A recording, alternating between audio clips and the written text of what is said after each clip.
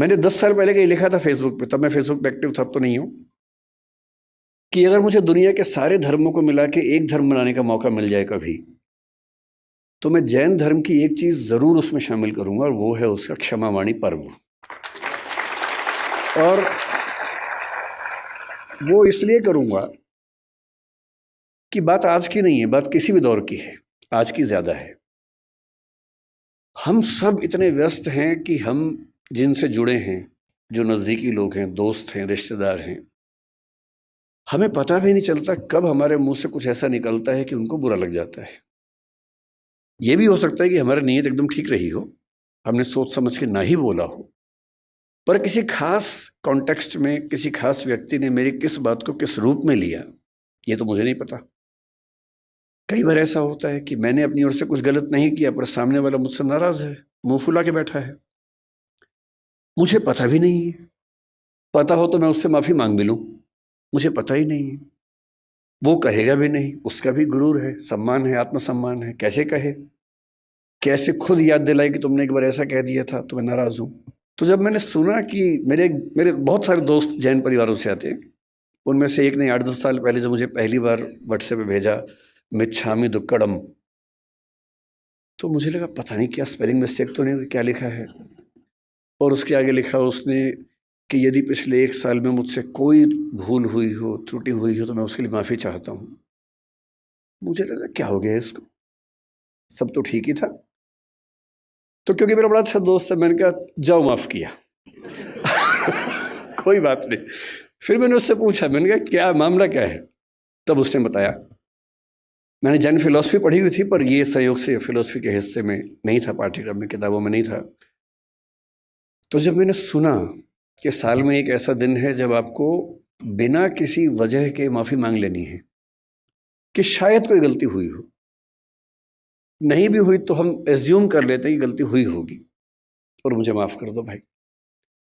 मुझे लगा कि किसी समाज के रिश्तों को इंटैक्ट रखने के लिए, बनाए रखने के लिए, ये कितना सुंदर त्योहार है। उस चीज़ की माफ़ी जो शायद मुझे याद भी नहीं।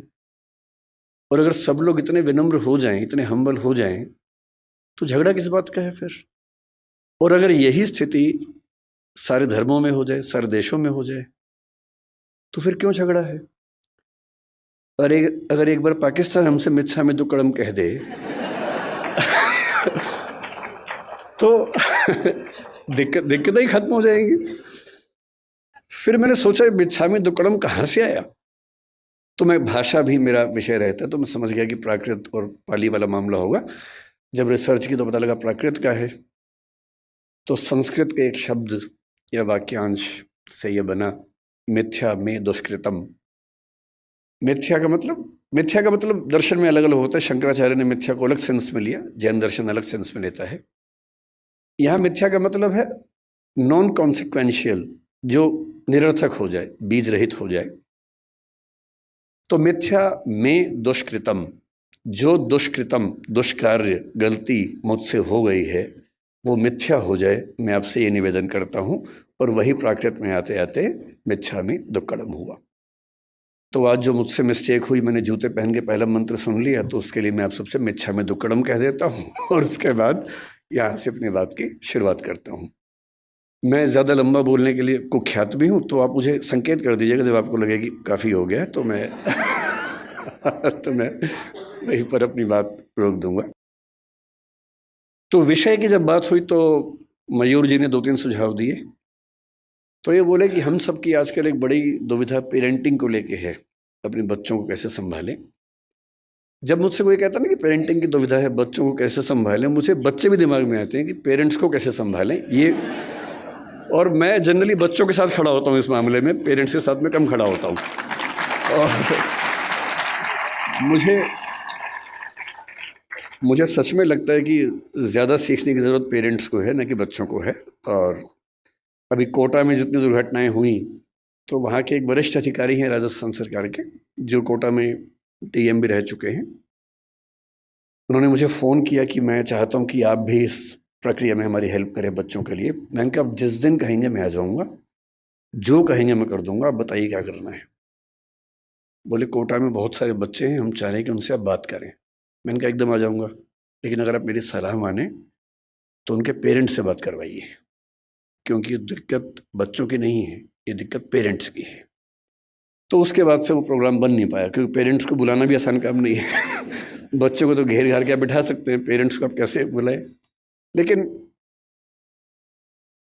फिर पेरेंट्स की बात होते होते बात हुई कि थोड़ा सा बिजनेस इथिक्स से बात करेंगे, थोड़ा सा सुयश जी की विशेष इच्छा थी कि एम्पैथी पर बात करें, जो आजकल समाज में कम हो रही है। तो अंत में ये हुआ कि सर आप बस आ जाइए, इन्हीं सबका मिला जुला के हलवा बना दीजिएगा, और बेसिकली हम आपको सुनना चाह रहे हैं, और कोई ख़ास टॉपिक से मतलब है नहीं, बस आप आ जाइए और कुछ कुछ बातें अच्छी अच्छी कर लीजिए, बस इतना ही पर्पज़ है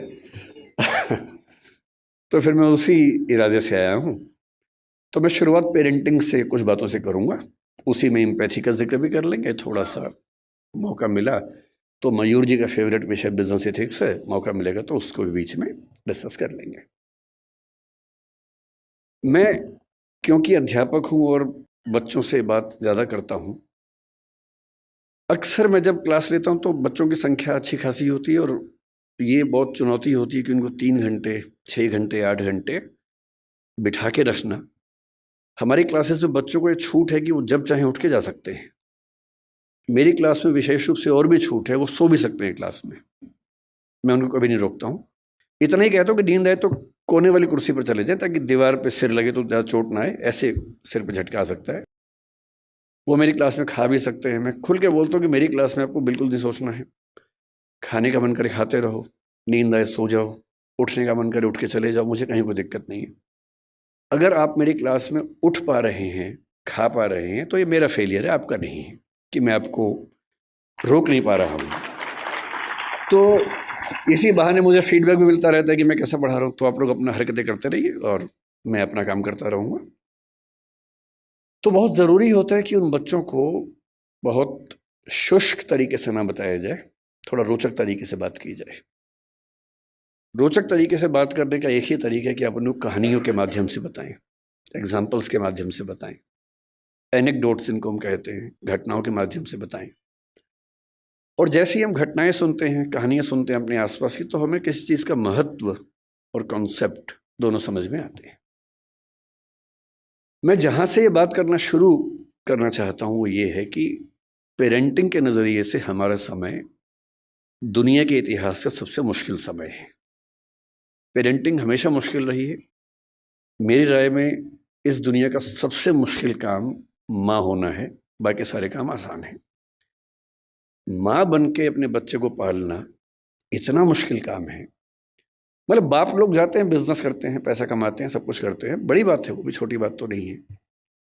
लेकिन उससे ज़्यादा मुश्किल है एक छोटे बच्चे के साथ 24 घंटे गुजारना, बिना क्रोधित हुए गुजारना, उसकी हर तरह की जिद, हर तरह की छटपटाहट, बेचैनी को झेलते हुए गुजारना, अपने जो करियर हो सकता था उसको दांव पे लगा के उसकी ज़िंदगी को संवारना। एक छोटा बच्चा एक स्टार्टअप जैसा होता है, क्योंकि जैन समुदाय है इसलिए मैं ऐसी भाषा ज़्यादा बोल रहा हूँ। एक स्टार्टअप जैसा है, आप उस पर 15, 17, 18 साल इन्वेस्ट करेंगे, बहुत सारी पूंजी खर्च करेंगे, समय खर्च करेंगे, तो जाके उसकी वैल्यूएशन बनती है। और नहीं तो जैसे स्टार्टअप फेल होते हैं, 1000 में से एक आधी पास होता है, बहुत सारे स्टार्टअप फेल होते हैं। तो ये परवरिश की दुनिया में भी होता ही है।